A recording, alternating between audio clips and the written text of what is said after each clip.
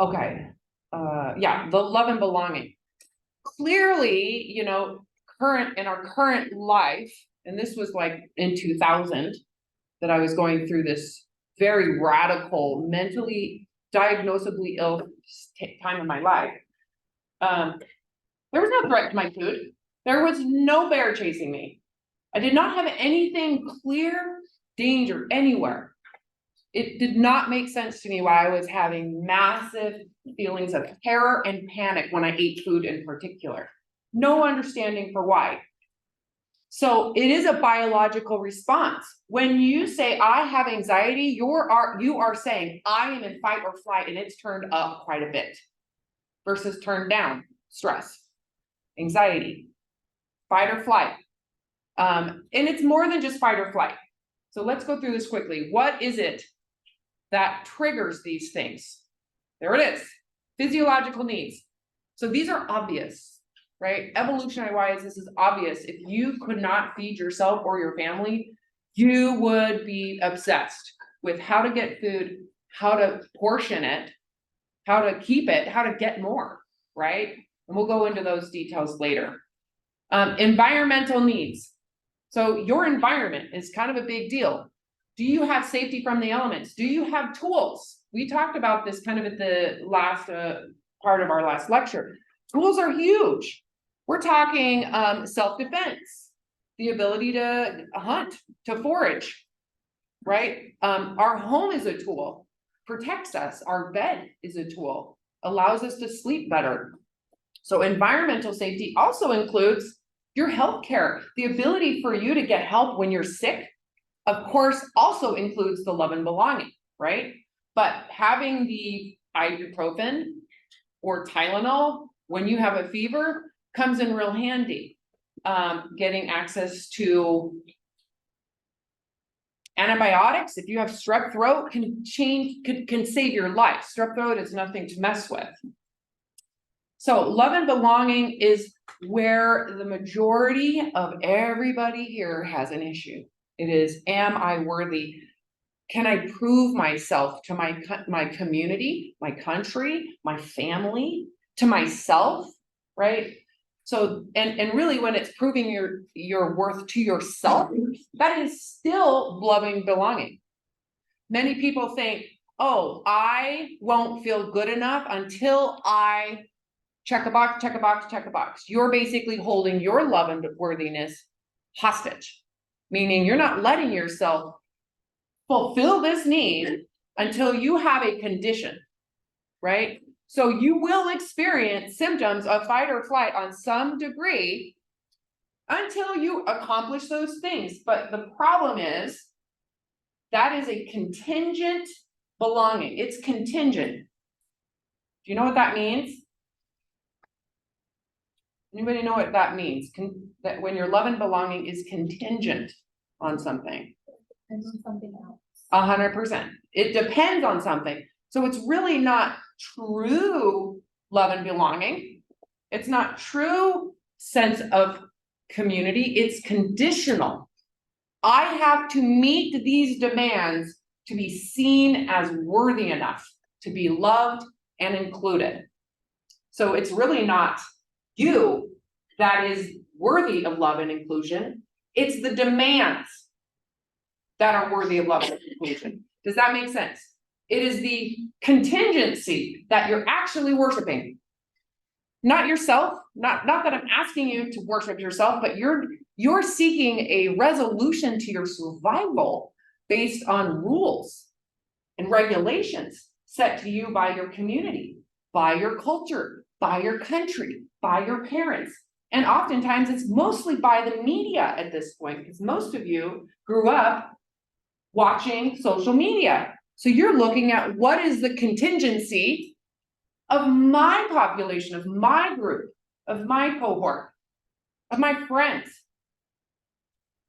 of the most amazing people. You're making your sense of safety in your community completely contingent on following whatever rules they say.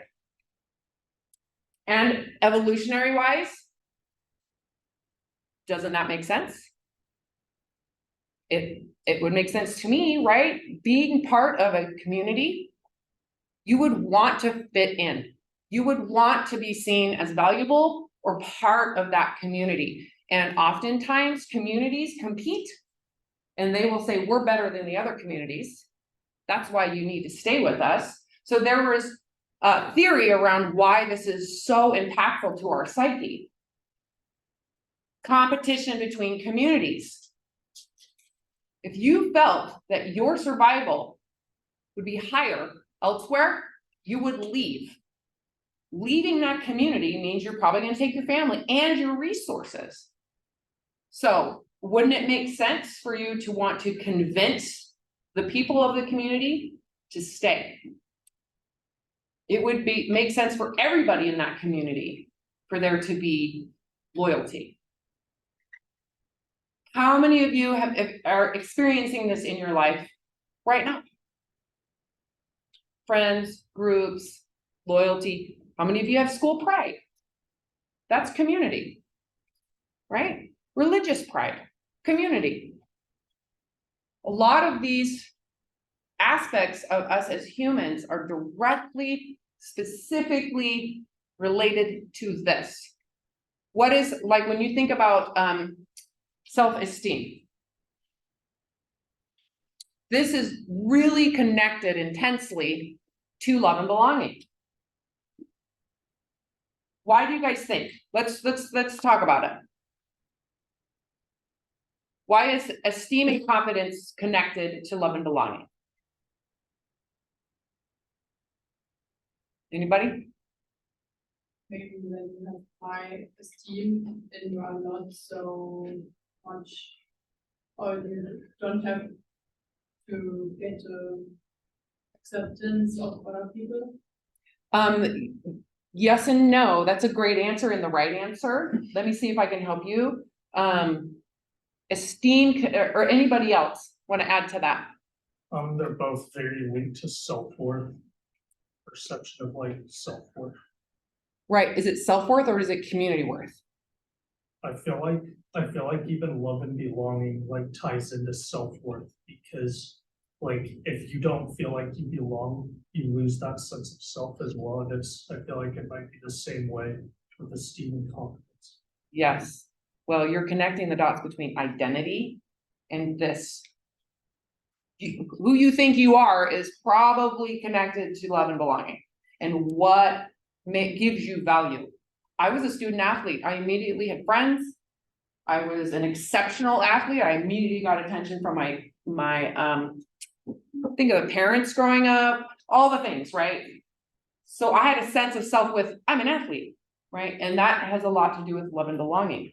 Self-esteem, as you've described, before I go forward, anybody else want to add to that? Because I can lecture for hours on this topic. So I want to make sure you guys are engaged and involved. Anybody else want to add? Self-esteem is highly connected to the contingencies. It means that you're succeeding at learning those contingencies, learning those rules, learning those regulations, learning what is seen as valuable. You learned what's valuable and you are succeeding at getting them and achieving those things. Self-esteem is actually very important. It allows you to internalize better what your community is saying. I can be successful at that. You're more likely to do that. Let's talk about in the fitness industry specifically. People who have competence or a sense of esteem to learn a sport or do an activity are more likely to actually do it. Someone that does not develop the physical sense of ability with their body, they tend to avoid those things, even if they would enjoy it. They avoid it. They don't feel that it would look good on them, maybe socially, to not be as competent in a sport, right? So esteem is highly connected to social structures, cultural beliefs, and the fact that you're starting to believe you can handle them. It is so much better to have that than to have the internal belief in wanting to be meeting those contingencies, but not doing very well at them. Can you see how that might increase your stress? So we can talk about college or not going to college. How many of you have actually contemplated not going to college? I quit my sophomore year, right? Did that affect your sense of like, well, I don't want to be seen as a loser, or there might be something wrong with that? And has anybody thought that? Because there is that stigma around not getting educated and getting educated from a college degree. Yeah, yeah. Just so you know, there are a lot of people who do not have college degrees who are doing fantastic emotionally, mentally. I don't like to talk about finances because that's yet another thing that's been worshipped, as if those who don't have money are not worthy of belonging, right? But education is a real important thing that I think people grade your worth on. So if you're afraid you won't do well, many people just avoid it, right? You're afraid you can't handle the debt. You think of all the things involved with the choice to get education or higher education that might have a lot to do with love and belonging. But once someone has the esteem and competence, it's huge. It's a huge, big push up above the stress load, right? How many of you, and you can just answer in your mind, maybe struggle with this and have stress because of it? You're starting to feel that fight or flight start to buzz in the background. Maybe I'm not good enough. Maybe I can't handle this. How many of you freshmen felt that before you got here? What if I suck? Right? Normal. That has a lot to do with developing esteem and competence. And a lot of times what this takes is trying. Just show up. Efficacy is a common word in research around what that is. Physical efficacy is when someone feels that they can handle, that their body is capable of figuring out an exercise. Okay. What does it take? Self-evaluation, comparison, the assumption that you can't handle the hardship. And the one thing that needed to be added to this that I always forget is, someone remember what I just said earlier? The consequence. If you can't handle it, how bad is the consequence? If it's really not that bad, you might not have the same stress load. Okay.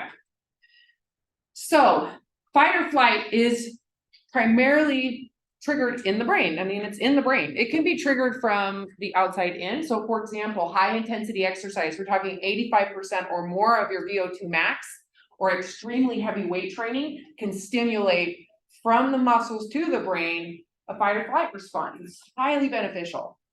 This is how people's endocrine system pumps harder. It actually stimulates growth hormone, testosterone. That cortisol gets your heart rate to start pumping a lot higher. So the central nervous system, which is the brain and spinal cord, stimulates the sympathetic nervous system. That is what's triggering all of the physiological reactions to, I don't think I can handle this. And if I don't handle it, the consequences are terrible, right? You're gonna have problems with digestion, normal. This research was done in like late 1800s. This has not changed. Salivation is less. So all of the digestive enzymes in your mouth don't function so well. Peristalsis, which is the smooth muscle contractions of the intestines, right? Don't work for hours. Gastric juices and digestive enzymes don't secrete. Why do you think that would be? Why would this turn your gut off, your digestion off? Fight or flight? I know some of you already know this answer. I know it. I know some of you are holding back the answer. Why would we need slower digestion in stress? Or not digestion? Well, if you were like running from a bear or something, you can't digest food because that's fuel, so you would have to digest it slower. That's a great point. So if you were actually needing to fight or flee, your body needs to spare its resources for that purpose. It's not going to take the energy it takes to digest and rest while you're trying to survive. So it really shunts the areas of the body that require a lot of energy, but that energy doesn't really go to fleeing or fighting. Your eyes dilate. That makes all light brighter, makes everything more sensitive. Your heart rate immediately will go up. That is really preparing to get oxygen to your limbs. So that if you're running, if you're pulling a car off someone or whatever the issue is, that your body is primed to do it. So everything that the parasympathetic nervous system does, which is rest and digest and chill, all the energy of your digestion and all that, it just gets completely switched to that sympathetic nervous system. Let's see, these are a lot of details here you don't need. Okay. So in short, perceived stress, which is based around my inability to handle this situation, and there's a big consequence, more stress, right? Adrenals are an organ, they stimulate cortisol and other things.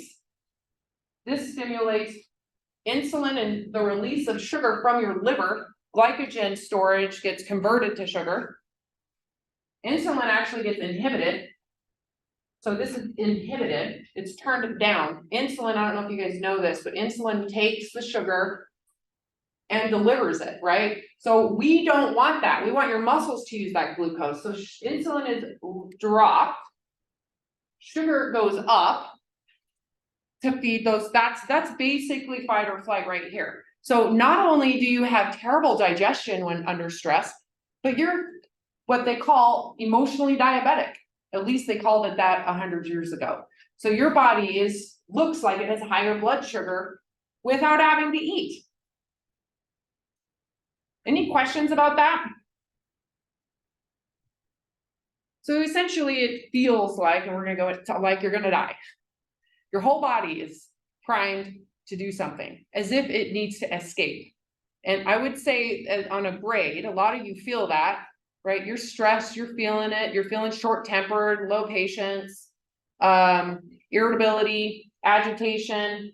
And then as it increases the dial, the volume of that stress, it goes into anxiety. Now there's a little bit of panic, like you need to do something now. There is a weird time constraint, how it comes across cognitively, because it's just not below the neck. Your thoughts change. The way you think changes in stress. What's really cool about the research on how the brain, how our perceptions change in stress is that we're all the same. We are all the same. Just like our blood sugar, for the most part, is dialed to be in the same zone. How our brains perceive, how we perceive reality changes when we are feeling under threat. So let's talk about that.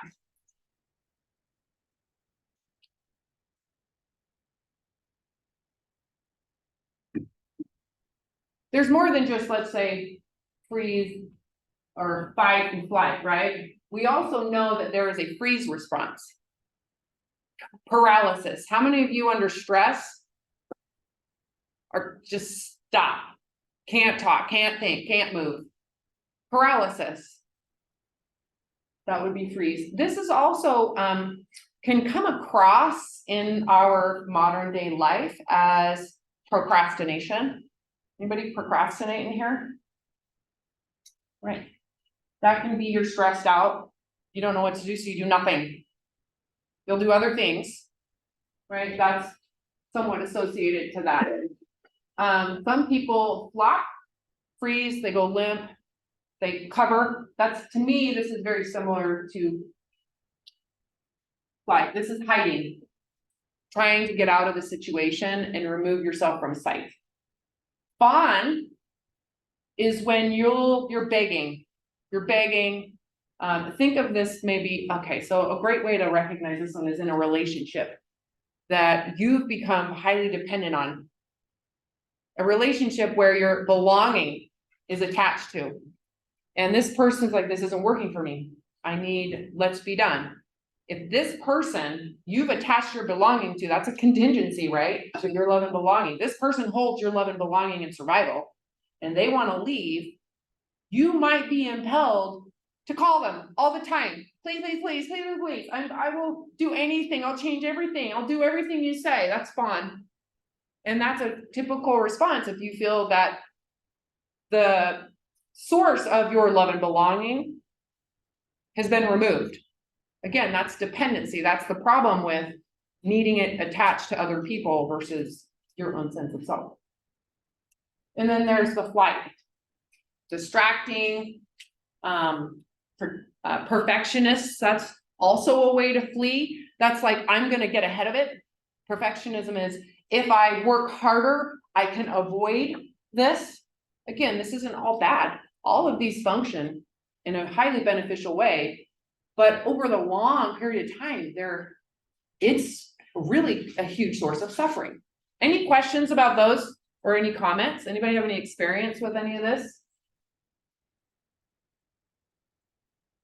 On a side note, this fight response, who would be willing to fight? What is that? If someone's willing to fight, there's parts of them that you can assume. What can we assume with someone that's willing to fight?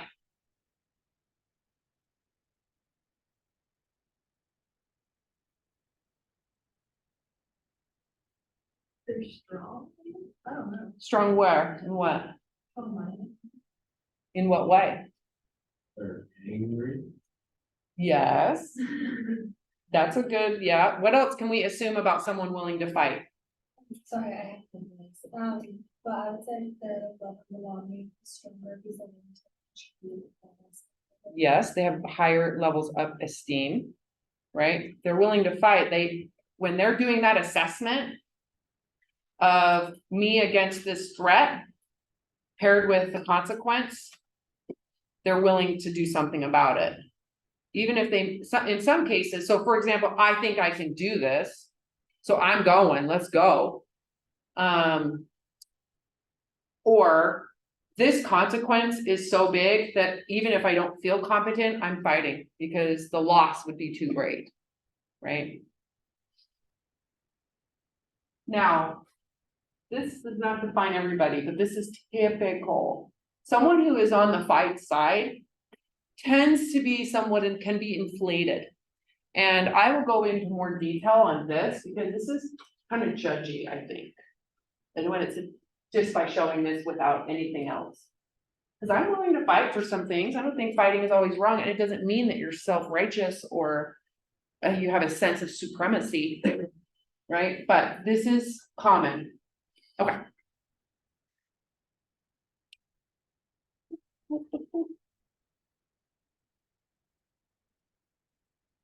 Positive assessment of someone's ability. That's a positive thing. If you're willing to fight, means that you're feeling pretty good about yourself. That's a good thing. It can be a state of inflation. Do you guys know what that means? Inflation, not with money. I'm talking about just the general definition of inflation. Frog puffs itself up so it's bigger. Yes, it's a perfect example. It is making yourself look bigger than you actually are, right? A lot of people actually think they're pretty amazing.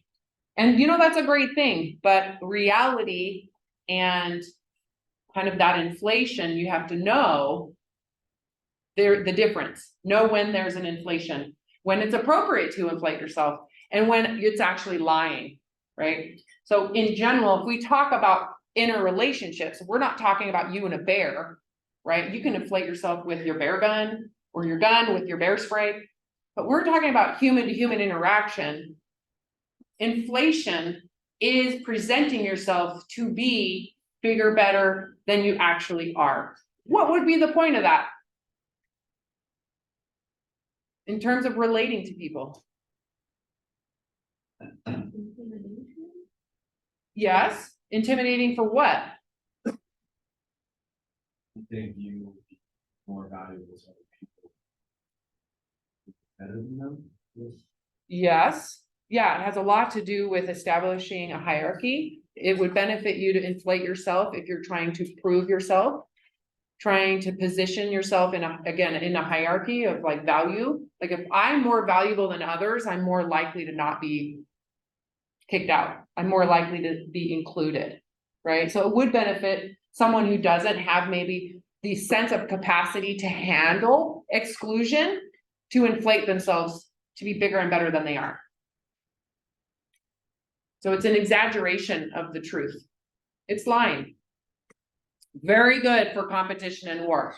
If I were going into competition, in fact, my daughter is a college athlete. She does track and field and she also did volleyball. And you have no idea how often I was like, dude, you're the best. Just in trying to get her pumped up on some level, right? Because it is important when you're, let's say, running, who's going to be the fastest, right? You on some level want to activate that fight or flight response. It's a benefit to activate that fight or flight response if you're in competition to a certain degree. You can overstimulate it and then create tension, which isn't good, but it can be good, right? Especially in times of war. And we're watching this actually, we are watching the inflation of, let's say, Russia on a whole nother level, right? These two countries are just like, I'm the biggest and the baddest, right? It's a real thing. Now, the only reason it would be connected to being narcissism, which again, we'll go into later at some other time, is when it's connected to being superior to others. It's the hierarchy. I am better than you. I'm more worthy of belonging than you. Now we're getting into something pretty toxic in a group. Because the person who is thinking I am superior to you will naturally, one, judge you. They're seeking ways that they're better than you. So they will judge everything they can about you. Your clothes, your hair, your race.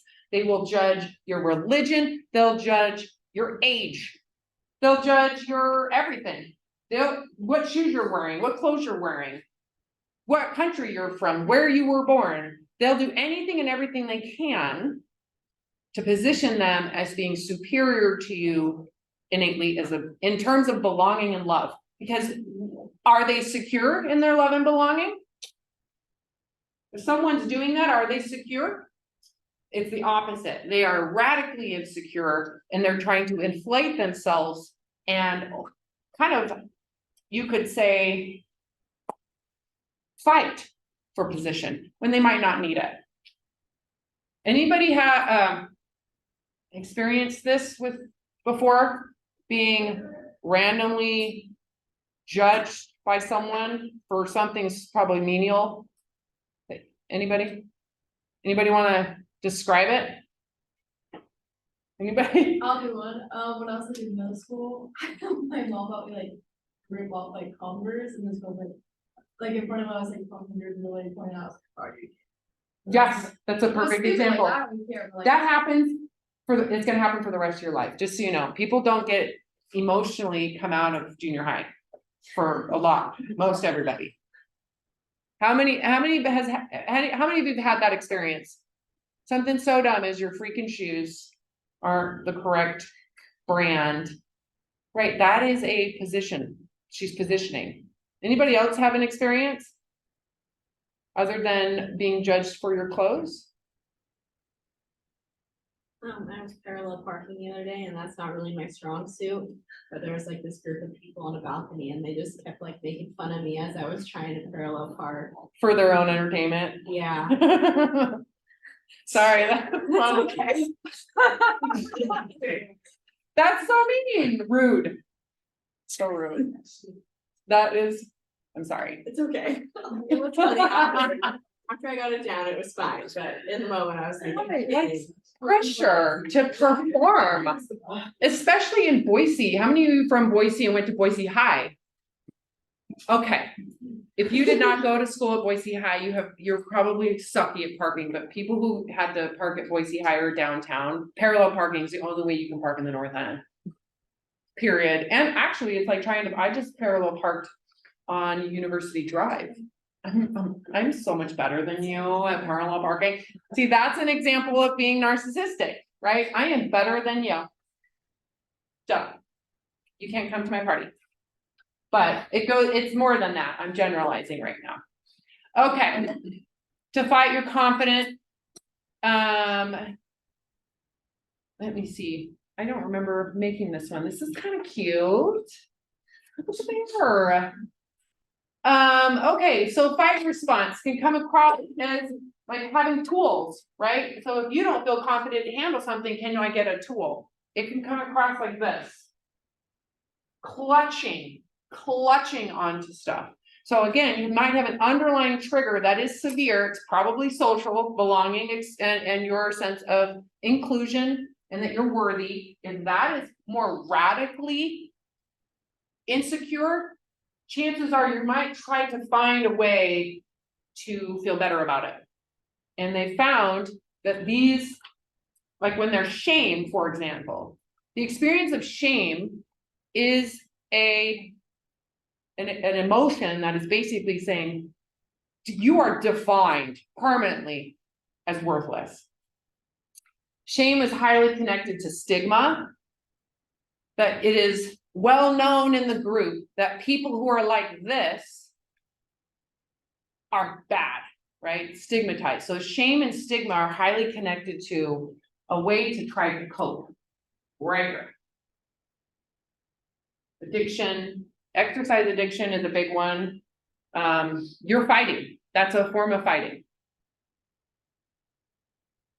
The freeze response, paralysis, blending into the background, invisibility, procrastination, dissociation, detaching from the mind and body, shutting down, apathy. This one is a big deal. A lot of people have this right here.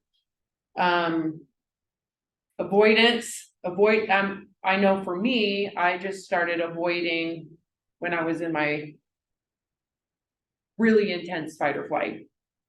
I would avoid anything that would put me in a position to fail at my fight, right? Whether it was exercise, controlling my food. Oh, I would just start avoiding it. It was terrible. That was dissociation. Fawn response. Again, in this case, you don't think you'll survive on your own. That is the please, please, please let me be anything and everything. So one of the things that I did, and you might find that you can relate to this, is when I met a group of people, I took on, what did they dress like? What music do they listen to? What are their likes? What do they like? I'm going to just become that. I am going to literally become whatever it is that is seen as valuable. So I would study so much because I had no sense of my own worth, but I had a very strong sense that other people have the power of defining my worth. So I'm going to take on whatever they believe and think, because they must know what's worthy of love and belonging, and I'm going to fawn to that. I am basically going to become everything they want. Codependency is really common with the fawn response. And we'll go into that later. People who are in that fight, who want to be seen as superior, love people that fawn. Because you're basically saying you are superior and must know what I want. So therefore, I will fawn to you. And the narcissist gets a ton of value when others do what they say, because it gives them a higher rank, right? Ranking higher, having more control and power. So they are only really attracted to people who position them to be in power. So those of you like me who are fawning are highly attracted to people who are not nice and who are mean and who will degrade you, who will judge you the most, because they need you to comply. They want compliance so that they can feel superior. So the fawn response is definitely a response to needing approval. Is it possible to, does each person have like one response, or can you like cycle through like the So you can cycle through all of them. Okay. Absolutely. These are all, and then there's some that are typical for you. Like, for example, a narcissist will always fight all the time. And if they do have a consequence that is permanent, they'll fawn. until they get it back, and then they'll go back to fighting. So that's manipulative. And no one really knows they're doing this, right? It certainly helps to have this conversation because you're gonna start recognizing yourself. You're gonna recognize other people in your life and other relationships and go, oh, wow, that's a fight or flight or fawn or freeze or response. That's evolutionary psychology working perfectly. These aren't problems. This isn't bad. This is evolutionary, how people survive for thousands of years in groups. These responses are not brand new, right? They serve a purpose. They actually improved your likelihood of survival. Fawning would be important if there was your group got demolished and you were still alive and this group takes you. You're a slave. What is the slave gonna do? What would you wanna do? You gonna protest what the new clan is telling you to do, or are you gonna do what they say? You're gonna fawn because you're begging for survival, right? It's just not obvious nowadays. It's not like that. We don't see it so clearly, but giving you that example, was that not an obvious reason why fawning would be important? It's not weak, this is survival. And we're all wired to have these in our mechanism of survival, right? The flop response, have you guys ever seen the goats that do this? That's a flop response. Grief, loss, apathy. I'm trying to think of an experience where so for me, I went through this response when I realized I wanted to commit suicide. That life, the way I was running it, was miserable. It was horrible. It was horrible than I could imagine, and death felt really good. And this was a moment I became grief-stricken. You don't talk to people about this when you're planning your own death. I didn't talk to, why would you? They're gonna stop you, right? I'd been to therapists. I was at the point where it felt hopeless. And that part is, talk about severe, right? Where there's no reason to fight anymore.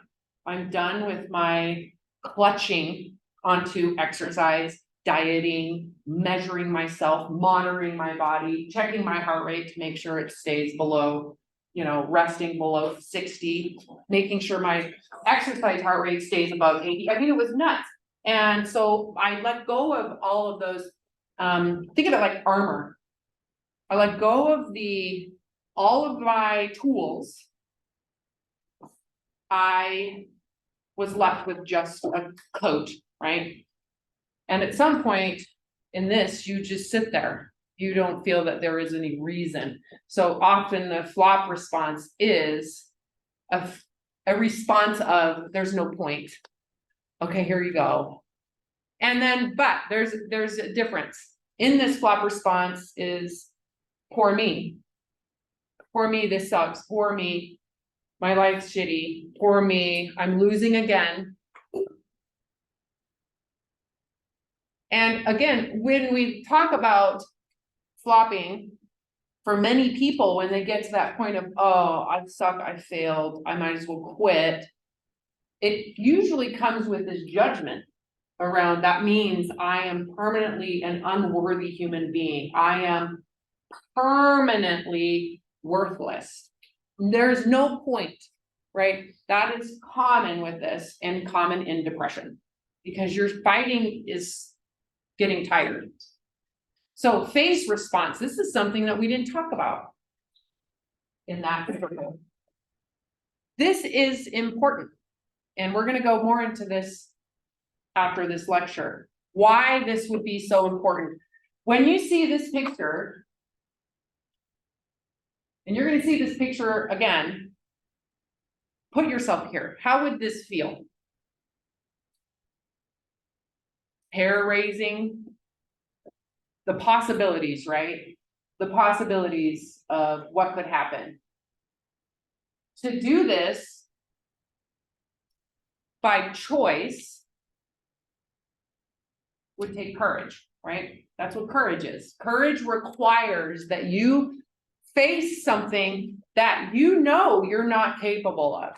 If you compare yourself to being trampled by this huge mammoth, and elephant and anything that's behind it, you know you're not gonna be able to handle it. There's no tools that are gonna protect you. The consequence is huge. All three of those stress triggers are triggered to the peak. What would it take to be willing to sit and not feel sorry for yourself? Is courage. You don't feel like you can handle it, you got all the feeling in the world, but you sit there anyways to find out. Okay? This is where much of the research around what is the difference between someone who is insecure, let's say in love and belonging and esteem, which is what's going on currently in most everybody. The difference from someone that can come out of that is that they're willing to fail. They're willing to struggle and they're willing to find out. That is the very specific shift that brings someone out of esteem into cognitive, into aesthetic, into going up into self-actualization, is the willingness to be seen as a loser and being like okay about it. Doesn't mean that you don't feel the distress naturally that occurs. It just means that you're not going to defend yourself because you want to know the truth. The willfulness to face the truth in any situation is important. So in relationships, if, for example, you're in a loving relationship and this person is like, you know what, I need break free, I need to go, this isn't working for me, but you're dependent on that person, let's say, to fulfill that love and belonging, right? This person's going, what would it take for this person to have all of that abandonment, rejection, disapproval, being like, what did they see was wrong with me? Like something's wrong with me. I've just been, what would it require for the person that's experiencing that to transcend it? It would take the willfulness to feel that way and not to beg, plead, fight, and to also not to go down into poor me, apathy, right? Fight, fawn, get rid of all those responses and to actually sit in the feelings and to develop a sense of capacity to handle rejection, abandonment, and disapproval. So people who don't have a sense of ability to be rejected, abandoned, judged, disapproved of, are more likely to have a higher stress, higher fight or flight response to social belonging and love issues. Whether it's your community, your parents, your love, your siblings, your church. Am I confusing you guys at all? Do you understand? So ultimately, what research has found across the board with anxiety, depression, especially with college students, is building resilience to be able to handle hardship. Building resilience, meaning a sense of esteem, a sense of competence, and being okay with loss and failure as an accepted norm, right? It's okay to suck.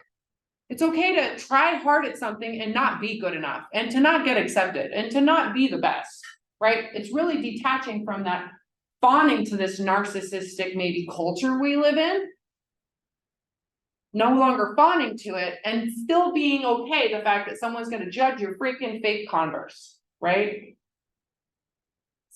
Right, be okay with that and be like, that's a them issue. I'm still gonna wear them. That would be courage and a sense of resilience to handle being seen as inadequate to your peers. The more you can do that, the freer you become, because now your choices aren't based on compliance so much as they are creativity, doing what brings you joy. You're no longer sucked into the kind of being self-absorbed around how can I fit in to what they want, to what my parents want, to what my religion wants, what my politics, all the things. We're talking a big complex web of community in this country. When you get to a place of what do I want within this system, Now you're progressing in your life. You're less likely to have these fight or flight responses in a social setting with relationships. So if you're struggling with all of that, you need to have some courage. This requires humility. Do you guys know what humility is? Anybody know what humility is? Nobody? Like, No. Good guess though. Did you say passion? compassion. Different. Knowing you're not right. You know, Accepting, yeah, because someone can go, I fucked this up. But it's the willingness to admit it in a way that's not martyrdom. This happened to me, feeling sorry for yourself is not humility. Okay? Feeling sorry for yourself, that's totally different. Humility is, I messed this up, I'm owning it. And there is a sense of compassion. So this brings me back to the compassion component. There is a sense of compassion, but the humility aspect is the willfulness to admit that maybe you're struggling at something, willingness to admit that maybe you made a choice that harmed someone else. Maybe you didn't know it was going to harm them. And even if you did know it was going to harm them, maybe there was a reason why you did it that made it important at the time. You can have some compassion for the fact that you were confused, right? You're not excusing what you did, because the humility part would be like, okay, yeah, I really messed this up. The compassion part of humility is, but that doesn't mean I'm a horrible person. And I don't need to feel sorry for myself or feel bad. I can accept the consequences. So requires that you have a sense of ability to handle the loss. There is a sense that I will own the loss and I can handle it. You have to be willing to face the truth. So often our fear, right? Let's just say our fears stemming from abandonment,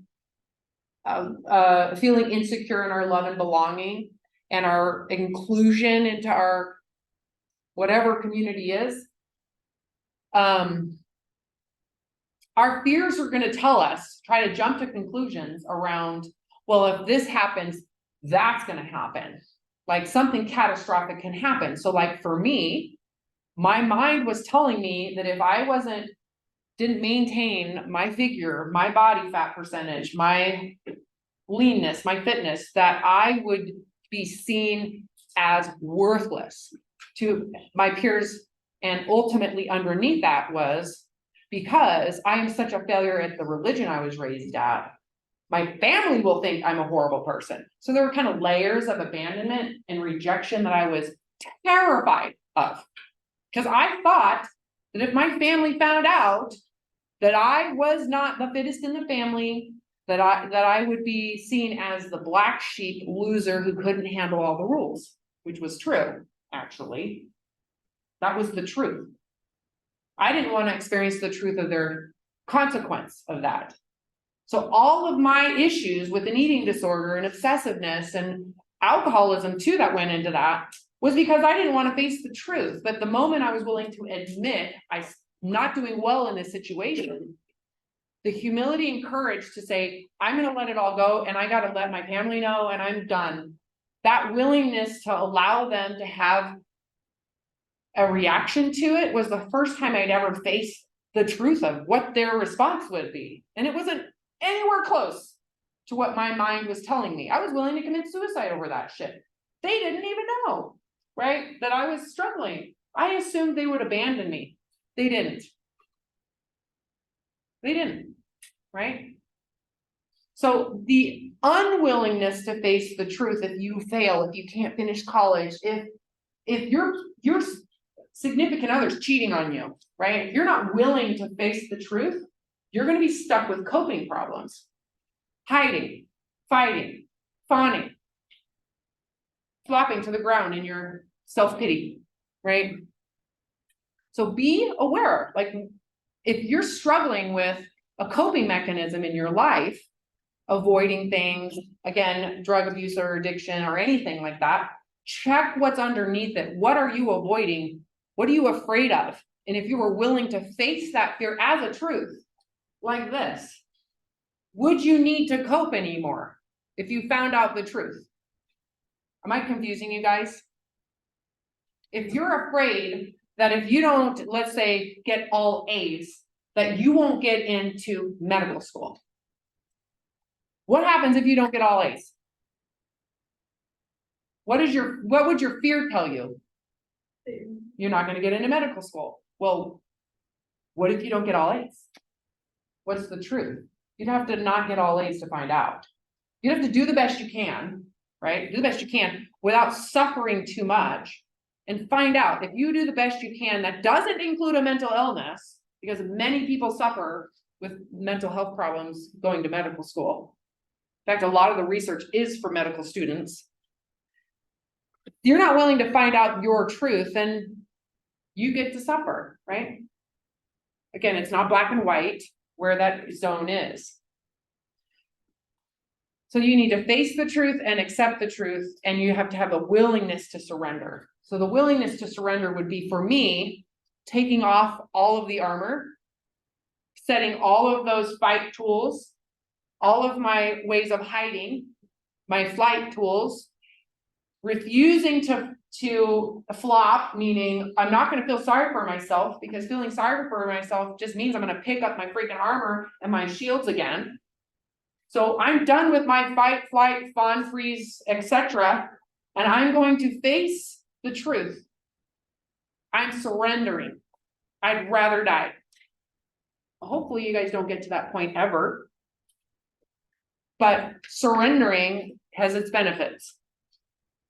There's a lot of stuff out there that says never stop, never stop. But what if you keep on fighting for something that might not be factually beneficial for you? Let's talk about a relationship and a marriage. Let's go into a marriage. You married someone and it sucks. You're constantly fighting. There's moments of bliss, good sex, whatever, but it's no fun. You don't like to travel together. You don't trust the other person, right? But you're going to fight for what? How long do you fight? How long do you try before you realize maybe you can surrender? Maybe you don't really like each other. It's not black and white, right? So at what point is there a surrendering? This would be a really hard decision, don't you agree? Especially if you have children involved. But how many of you have divorced parents? Right. How many of you were like, won't you guys just go get divorced? Right. But they wouldn't. For whatever reason, they weren't willing to surrender. So oftentimes we fight when the fighting is actually not giving us any reward. This is hard to see. So for me, I fought until I was willing to just be done with life altogether. Willing to surrender was why I'm standing here in front of you today. My willingness to surrender is why I no longer have mental illness today. It's not my genetics. It was my belief systems and my coping mechanisms. Those were, I guess you could say genetically installed. That's evolutionary psychology, but it's not a disease. Accepting mortality is another thing. Facing mortality. So the whole thing of those food, shelter, love and belonging specifically is about survival. It's about survival. So if you are willing to face your mortality, that means death, and know that you're going to die. You're physically going to die. Every single one of us is going to die. Your parents are going to die. Everybody's going to die here at some point, right? If you can accept that, and that it's going to happen in some variety of way, right? If you can accept that and face that reality, a lot of the fight or flight problems that are sensitive go down significantly. A lot of people aren't willing to look at it, face it, or even think about it. They're too scared of it. They're scared of pain. They're scared of hardship. They're scared of feeling those feelings. And so you're stuck in coping structures. You're permanently going to be stuck until you face it. And oftentimes people have out of body or near-death experiences and they say, oh, it changed me forever, because they face their mortality, change their their feelings about compliance to a cultural system. Like someone that was highly religious, all of a sudden leaves a religion for something more expansive. Right? Someone that might not have never been religious becomes more religious because they're seeking something more spiritual, right? So facing mortality in your mind doesn't have to literally happen, but facing it in your mind can be hugely transformative to turning down the volume of your natural fight or flight and survival mechanisms. Okay, so we have an in-class participation. We have 5 minutes left. Get in there and do what you can. And I think, yeah, we were about done. We'll start this next week. So there's an in-class participation, I think. Let me go in here and scan up.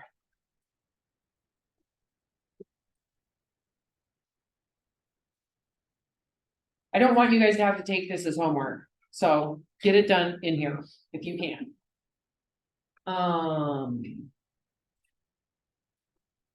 Describe in 1 or 2 paragraphs a situation where you made assumptions and acted on those assumptions.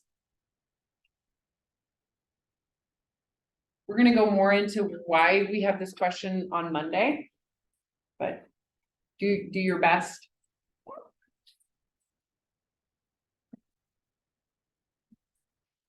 And then when you're done, you can go.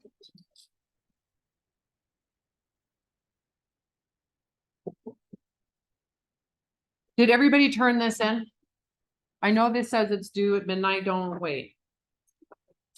Did everybody sign in? I'm babysitting.